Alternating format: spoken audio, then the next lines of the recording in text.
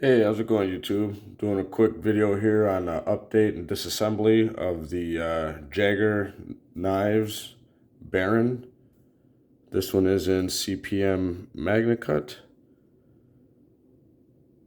So I had a few questions on my last video on a couple of things with this knife, or at least some comments, and we will get to that here in a second.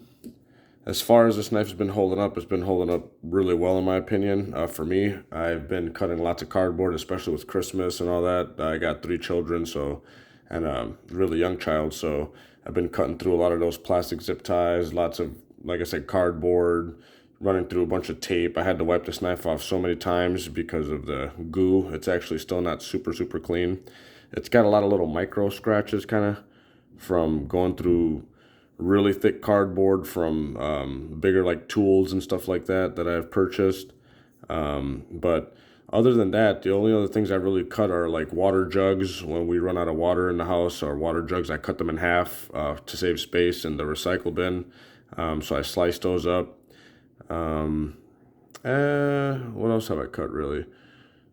Can't really say I've cut much rope or anything like that. So just a lot of cardboard, like I said, plastic jugs and things of that sort. So as you can see, it fingerprints fairly easy.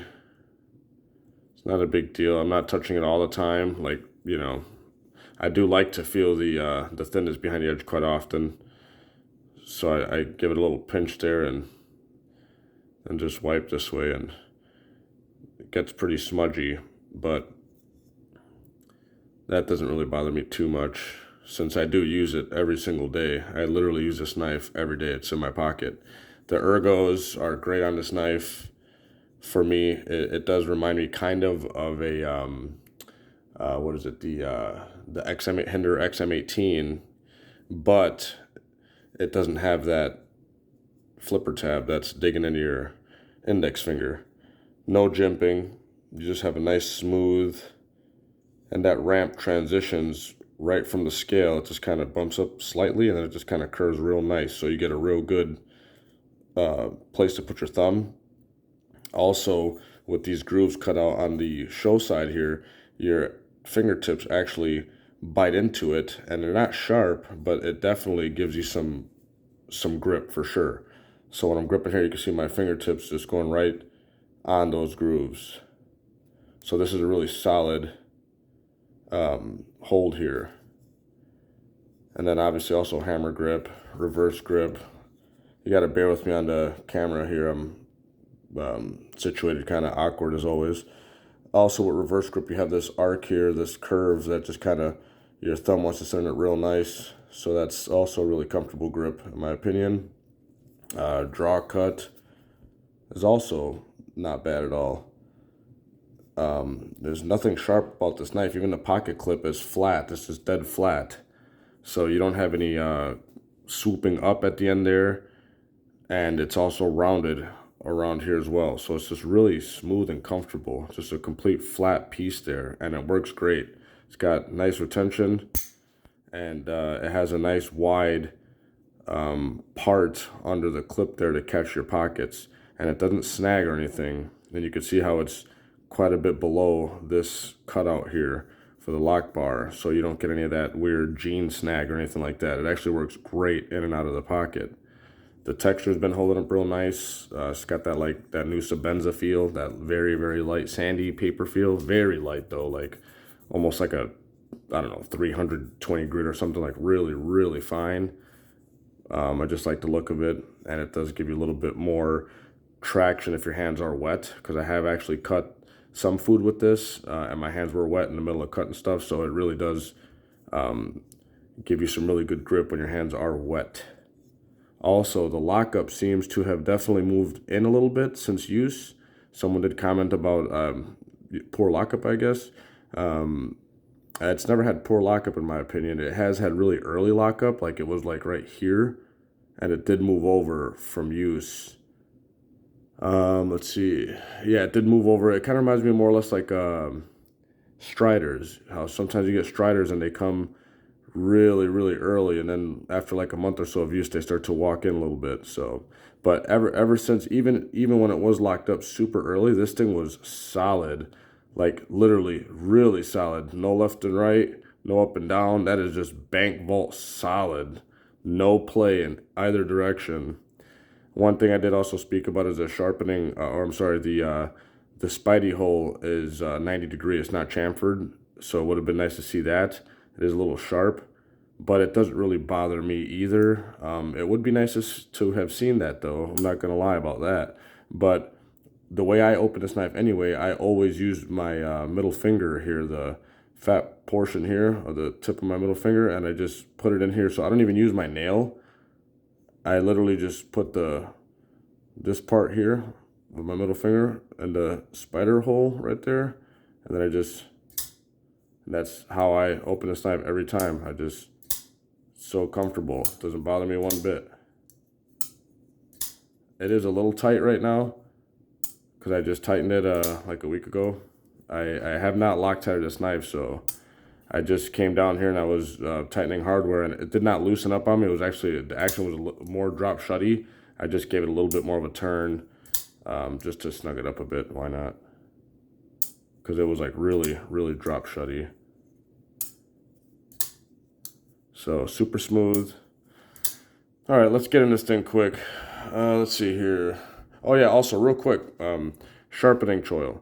Someone did mention about the sharpening choil. I did sharpen this once on the KME fixed angle system so that I can just see how it sharpens. It sharpened really well in my opinion, like soft almost, even though it's the hardware or the hardness on this steel is 63, and this particular model here, it is a 63, but it sharpened really nice. It didn't give me much trouble at all, and it held a really crazy edge. The absolute like super sharpness that you feel, you do lose that within like the first day or two of quite a bit of cutting cardboard, but it's still super sharp. And another thing I like about this is it strops up great. So I just put this on some piece of leather real quick or something, and just give it a few swipes, and it strops up so quick with like 2 or 3 passes on either side, and it's back to like hair popping sharp. So with the fixed angle system, this knife did sharpen very easy for me. I didn't have an issue with it with the sharpening choil, since there's no actual like choil. You could see how the sharpening, it does walk up a little bit right up to this point here, but it literally did not give me any issue. The stone at this angle literally passes this plunge grind. So I mean, it's before the plunge grind, so it's not hitting the plunge grind. You can see there's no marks, no hitting of the plunge grind at all during my sharpening. It does get close, but it's not hitting. And in the future, I may put my own choil in here if I want with the Dremel, just a little bit, like just knock this piece off right here, maybe, just like literally this piece right here. But other than that, I like that when I'm cutting cardboard and thing, it doesn't snag on anything. That's also one of the pros that most people don't talk about with not having a sharpening choil. That's why most Spydercos don't have sharpening choils, because when you dig into some cardboard and you're doing a nice swipe or a nice slice, the media, you're able to go all the way through right here, and it doesn't snag on anything. So it'll have to be way back here before it stops, So I have all this sharpening blade length. So just wanted to touch on that as well. All right, let's take this thing apart. Let's see here. Pivot is going to be a T15. So T15 for the pivot, and then the other hardware is T8. T8. Yep, so we'll do that. These are Weehaw bits, because in my opinion, you should not be using anything other than Weehaw bits. Let's see here. Oh yeah, let's see real quick. Centering is dead on, by the way.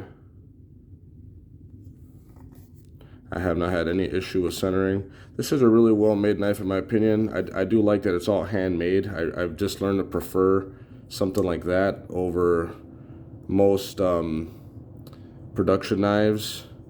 And I've had quite a few production knives that are high-end.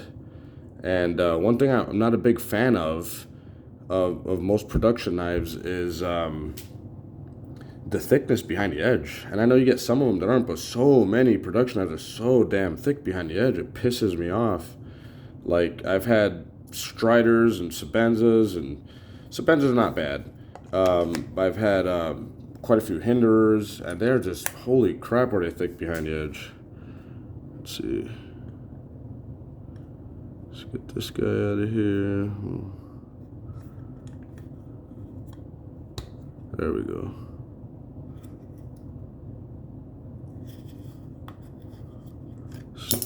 Oop. That's one of the things that kind of pisses me off about this too, by the way.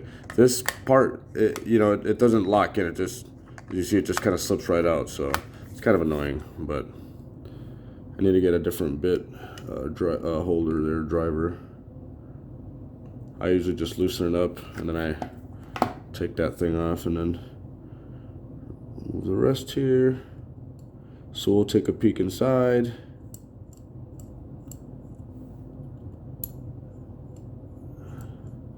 All right. So those came out.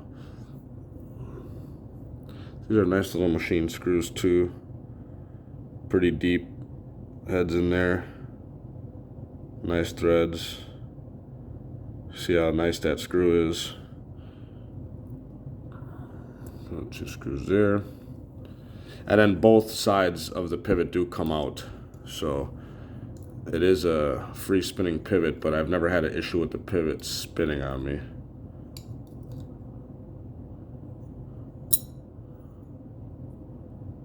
All right. Okay, so first thing we're going to look at here is the show side. It's a nice piece of titanium here. You can see it's got some nice beveling going on there. You can see how the screws are recessed. The screw heads are recessed in the holes there. So that's nice. Also with the pivot, same deal. And then you got your stop pin hole here. So there is no internal milling, which is fine because you have exterior milling, technically, right? You got all that milling out there. And then you don't have any steel washers for the bearings to ride on. This is actually, yeah, this is just a polished titanium, and you can see the race already formed in there, the bearing race. Since these are multi-roll bearings, you have 2 different paths that those bearings are riding along. But like I said, I haven't had any issue with any wiggle or anything like that. Most people think that the bearings will eventually eat into the titanium and cause substantial play, but I will definitely let you guys know if that happens. But there are many knives out there that do the same deal here, don't have a steel washer. Probably would have been a good idea to put a thin steel washer in there, but they don't have it, and it really doesn't bother me. So we'll leave that there. This is the lock side. We could see he puts his logo there, his name brand there, Jagerblades 2021. Once again, no interior milling, but we do have the exterior milling here. I like how he even did a milling notch here as well, which you can't really see it too much, but it is nice that he even put it there. So we got one even on the lock bar, which isn't seen too often, by the way. We got our other one up here, and then we do have quite the huge scoop of titanium missing right here on this lock bar as well. So that's all relieving weight. So there we go there. Another thing I want to bring up quick is, okay, so we do have a carbadized lock bar, which we can see there. This darker material that looks like it's kind of swirly or whatnot. This is carbadized titanium. You can see some of the little wear here from the lockup. Also, we do have our detent ball here, which is also ceramic. Hardened steel stop pin here, which just comes out. We'll wipe all that down. And then we have our two standoffs, barrel spacers, which in my opinion look pretty cool. These also are titanium. These are skiff bearings, by the way, is what it says on his information on the website, or on his Instagram account, I want to say. Let's see if we can get that in there. There we go. Got some stuff built up there. But we can see how this works here. We do have a separate barrel in the center here that holds both of the pivots. So you're able to adjust it really, really nice. Because both of the screws are independent. So this isn't just one piece here. So that's pretty nice. I do like that. Machining is done really well. You see the threads are really nice, clean, really tight, very little to no play with that screw in there. So really solid, very little wiggle. All right. And we'll take this guy out here. So these are the multi-row bearings in a phosphor bronze washer. Very nice, larger bearings. What was that, 16 or so per side? Not going to count them, but you can if you want to. Very nice and fluid motion there. That's pretty thick too. That's a thick boy. It's because these bearings are actually quite large. And then we have our other one here. Get that out. Can we get that out? Let's do this.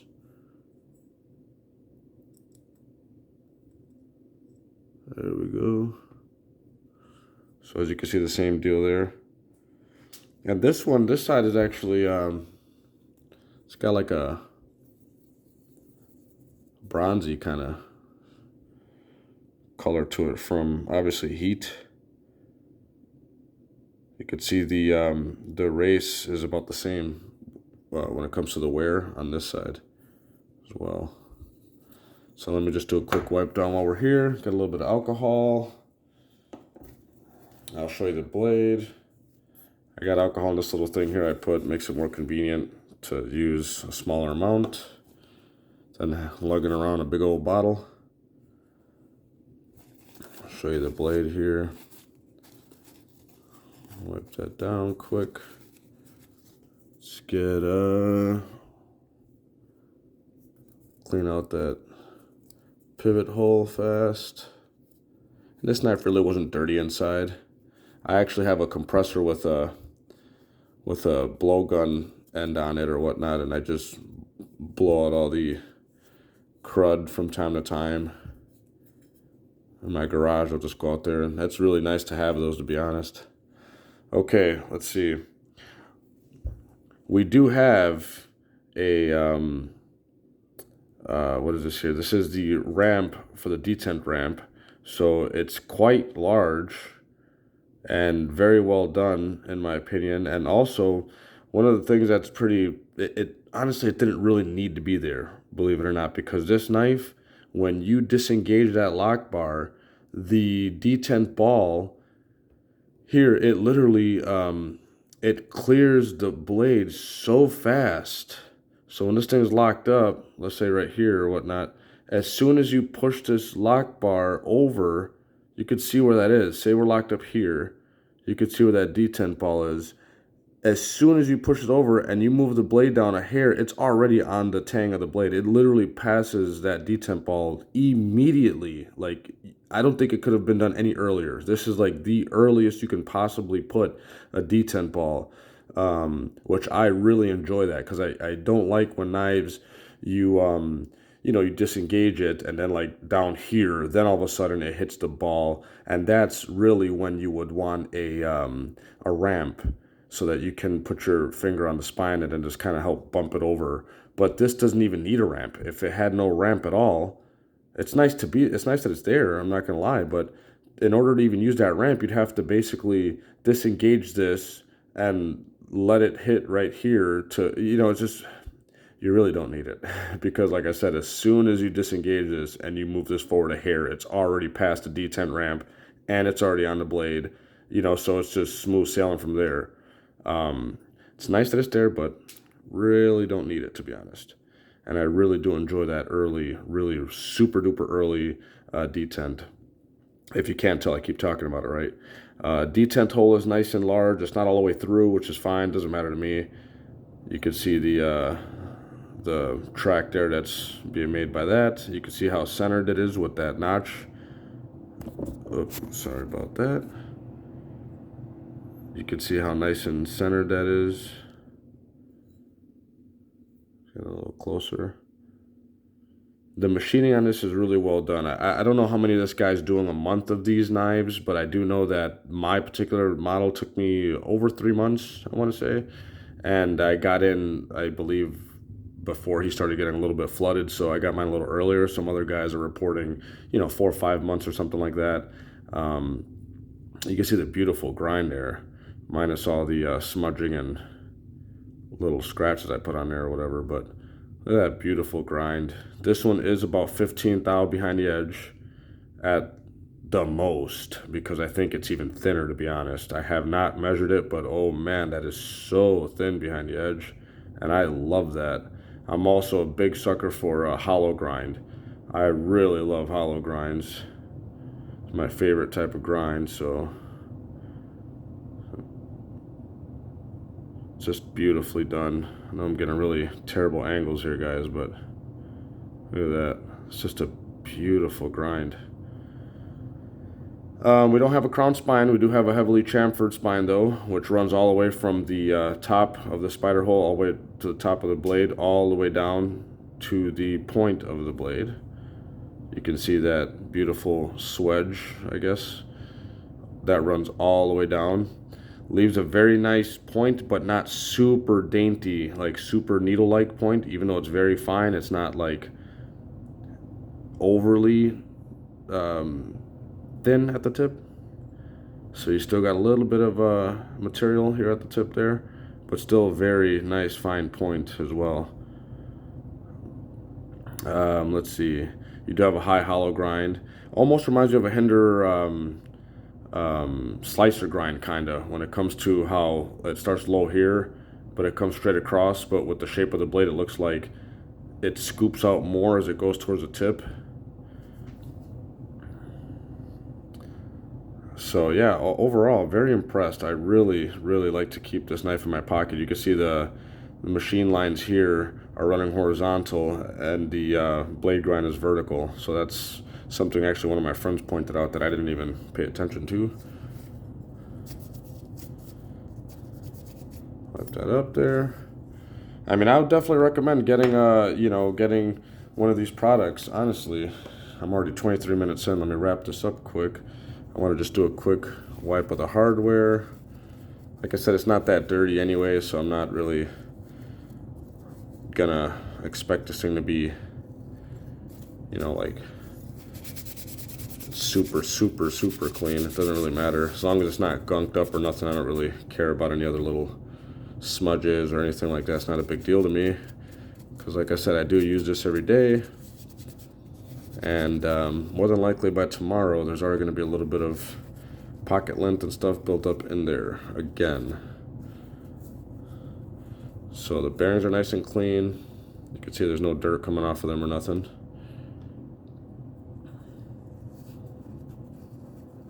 And I don't know, I'm kind of torn between oiling this knife or not. The bearings are so smooth, I really feel like you don't need any oil. When you do oil bearings, to me, in my opinion, sometimes it seems like it actually adds more debris or attracts more debris. So I don't know, I'm not really sure if I should. But you know what, for the sake of the video, I will say this. He did include some oil, which I don't even have right around now. It is, I want to say like Gunny Glide, or if it's not Gunny Glide, it's something else. I forget. I do believe I said it in my first video. He did include some oil, which was nice. It's a little thicker. It works great. I don't actually have it right here with me, so I'm not going to use it, but we'll just leave it at that. I kind of prefer to run it dry, to be honest, the knife. So we'll just put that side in. Very tight tolerances there too, by the way. No wiggle in that, like super tight tolerances there. Very nice. Just gonna drop either side, doesn't matter, whatever way. Just drop them on there. Okay. And then we're gonna put our blade. Also very tight tolerances there. You gotta kind of wiggle that on there. Set that down here. And we put our other bearings there. Very, very, very easy to assemble and disassemble. I'm gonna get this started quick. Just so that, oh, you know what? It would be a really good idea to put the stop pin in there. Let's do that now. Swipe it off with my fingers. Just seat that down in there. Okay. That would be a really good idea. I'm just going to start this pivot just to get that seated in there so the knife is held together before I continue to put the rear screws in. Just kind of get that started. I really do need another driver. Let's see here. And these fit real nice, by the way, with these Weehaws. There's like no wiggle in there. Let's see. This is gonna be difficult to show. Just gonna give me the benefit of the doubt, because this is really hard to do over the phone. So that's in there. So like I said, yeah, this is definitely very easy assembly and disassembly in my opinion. Very nice and easy. And I like that these screws have that shouldering there. So as soon as you bottom out, it's like a dead stop. You can't really over torque it. As soon as you bottom that sucker out, it's you know it. So I'm gonna lower that here so that I can tighten up our pivot. And then go back to the body screws fast. Let's see what we got here. Very enjoyable knife to have.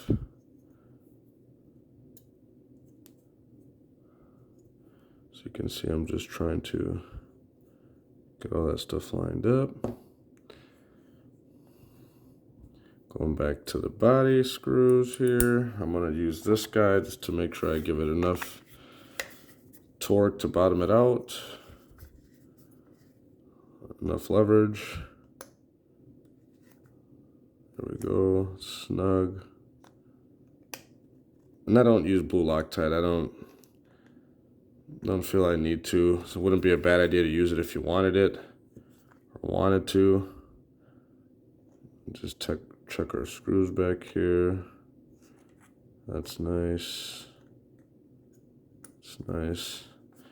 Yeah, every so often I come down anyway and I just check my screws and stuff. So let's see where we're at. See, and that's very drop shutty. Centered. Perfect centering. Hard to see. We are centered perfectly. But see what I mean? Like that thing just, it's very, very drop shutty. I prefer it to be a little tighter than that. So yeah, anyway, definitely wanted to get this video out to you guys. And I meant to drop it yesterday, the video, but I got kids who are always needing stuff from me, so I rarely have the time. See, I prefer that action a little better, so it's still very... And that sound, that detail, oh boy, I love that. And mind you, this is with no oil. This is dry. That detent sounds so crisp. So you can see real quick what I mean about that detent. As soon as I move the bar over, the ball's already, like right here, it's already on there. It's already ready to go. And I really, really enjoy that. It's like, oh, so nice. Also, for me, using the thumb to open this, the thumb hole is also pretty difficult. This is a stiffer detent. It's very easy to do with the middle finger flick, which I prefer anyway. But when I try to thumb this open, it's pretty difficult because my fingers end up all over this lock bar. So when I'm going like this, you can see my fingers want to naturally be all up on that lock bar. I'd have to kind of crawl my fingers back, which I'm not going to do to open this knife. So that's one thing to keep in mind. If the detent were lighter, that would not be an issue. But I did specifically ask for heavier detent. So this isn't, in my opinion, the fault of the maker. He did tell me that he even has an issue opening with thumb. But I told him, I said, hey, not an issue with me. I like to use the spider hole anyway. It's my preferred method. I really enjoy that. It's just what I like to do. But if you hand this to somebody, say, hey, check out this knife, and they don't really know anything about knives, they're going to want to thumb it open, and they're going to be like, what the hell, this knife don't open? It's just really stiff, you know? So it feels like it is breaking in a little bit, but you got to put quite a bit of effort. I don't like that. So, and then with the sharp holder, that's really when it's going to start eating away at your thumb a bit. So keep that in mind. Ask for a medium detent if you do order one of these. If you do want to have the spider hole and you want to be able to comfortably open it that way. Also, there is no slow rolling. This will not slow roll out like your Sebens or anything like that. Ain't gonna happen. So it's just not that type of knife, which is fine with me. Again, you know, very, very happy with this knife, and I would definitely recommend it. This one was about 500, I want to say, with the magnacut. Otherwise, I believe with the CPM I'm sorry, was it? Yeah, 10V steel. That one was, I want to say, 450. So you'd have to check on his Instagram to double check all that stuff. But this was so worth it. I'm really happy with the steel. Really happy with the ergos. The build of it is just quality. I like that it's actually handmade by one guy in Colorado. This isn't something pumped off of a lineup with a bunch of different, nobody has this exact build. I was able to choose my finish. I was able to choose if I wanted the milling. They do milling holes as well. They do thumb studs. If you wanted to have thumb studs, I suppose you could add jimping added if you want it. I wouldn't want it. You could choose a different clip. I seen they had another clip.